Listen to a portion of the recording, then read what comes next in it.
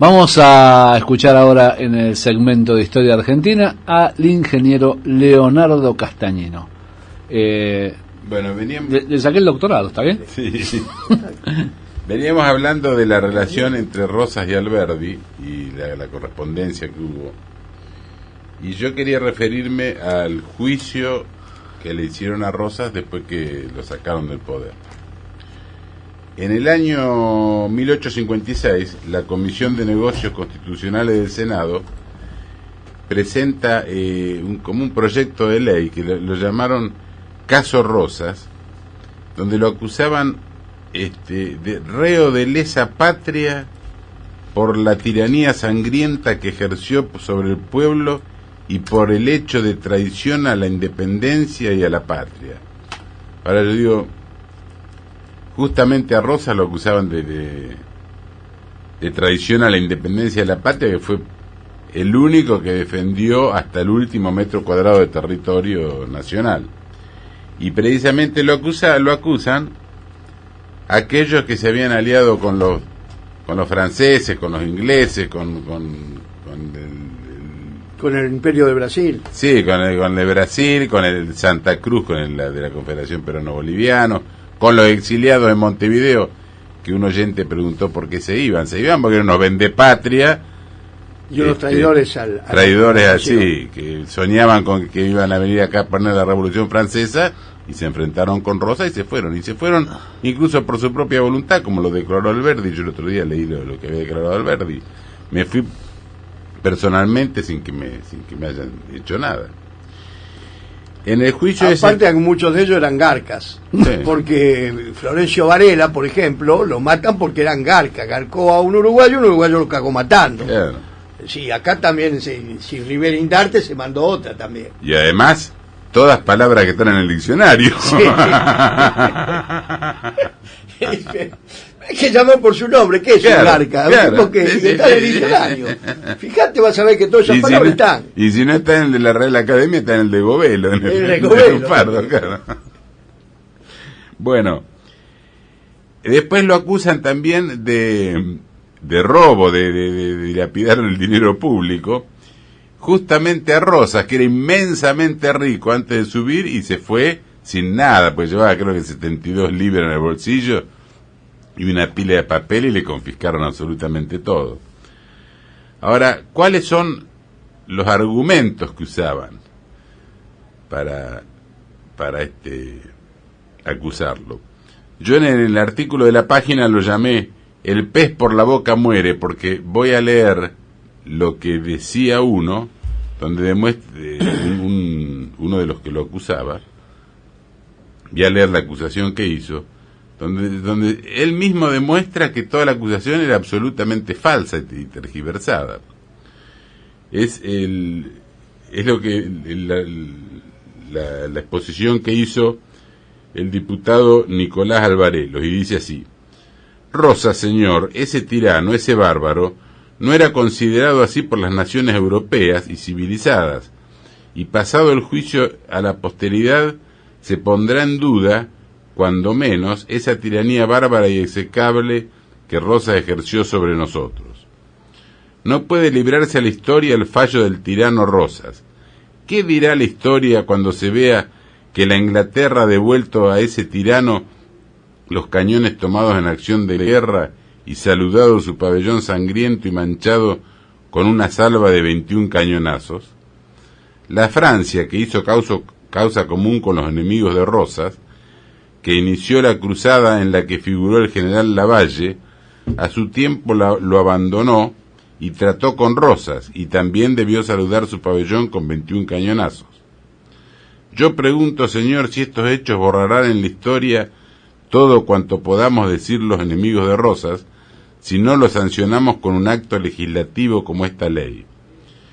¿Qué dirá la historia, y esto es triste decirlo, cuando se sepa que el valiente almirante Brown, el héroe de la Marina de Guerra de la Independencia, fue el almirante que defendió la tiranía de Rosas, que el general San Martín, el vencedor de los Andes, el padre de las glorias argentinas, le hizo el homenaje más grandioso que puede hacerse a un militar entregándole la espada, se verá a este hombre Rosas dentro de 20 años, tal como lo vemos nosotros a 5 años de su caída, si no nos adelantamos a votar una ley que lo castigue definitivamente como el dictador con el dicterio de traidor. O sea, está confesando que lo van a acusar para que la van historia... a hacer una ley para que la historia lo condene.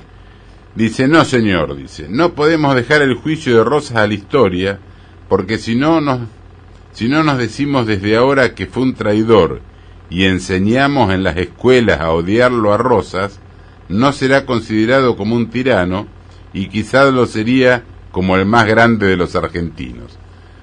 Vos fíjate, es una confesión de la mala leche de los tipos. Esto está en el diario de sesiones de la legislatura de la provincia de Buenos Aires, por si alguno quiere chequear volverlo a leer, ¿no? Chequear la fuente. Entonces yo digo, así es como nos enseñaron historia, ¿viste? En base a esto. Bueno, es la misma historia que están inventando ahora con respecto a la década del 70. Ahora, hubo algunas voces de defensa y una de ellas fue la de Alberdi, por eso yo relacioné el tema. El propio Alberdi opina que Rosas debe defenderse hasta por patriotismo, por decoro de su país. Callar sería darle la razón al que habla, aunque no la tenga. Y el 8 de septiembre de 1857 le escribe una carta a Félix Frías, que dice así: le doy 1000 parabienes por su noble conducta con la oposición hecha al frío, rencoroso y triste proceso contra Rosas.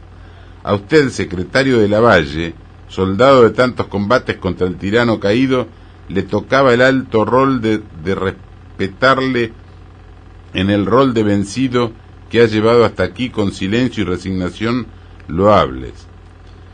Le incluyo un artículo de París que le dará idea del sentimiento de toda la buena Europa sobre esta pobre causa.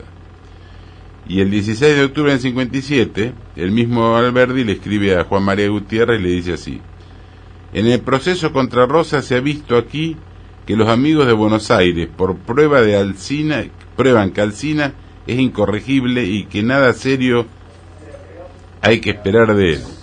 Toda la prensa de Europa ha protestado contra ese hecho loco y odioso, mucho más cuando ven a Rosas llevar aquí su papel de vencido con tanto juicio, que no imita a tantos caudillos caídos que han agitado su ostracismo para recuperar su autoridad.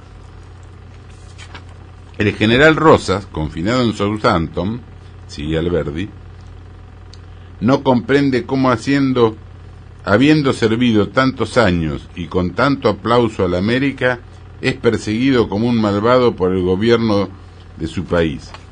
La cosa es clara, son los intereses y las personas de él que él contrató y atacó las que los persiguen, no su país.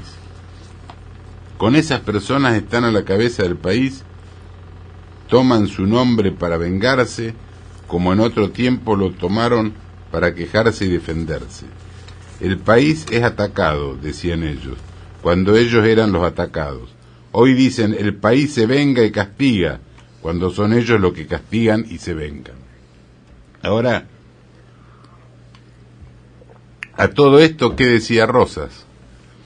Rosas, en 1857, dijo: llegará el día en que, desaparecida la sombra, solo queden las verdades, que no dejarán de conocerse por más que quieran ocultarse entre el torrente oscuro de las injusticias. Y refiriéndose directamente al juicio, Rosas dijo: el juicio del general Rosas compete solamente a Dios y a la historia, porque solamente Dios y la historia pueden juzgar a los pueblos. Juan Manuel de Rosas.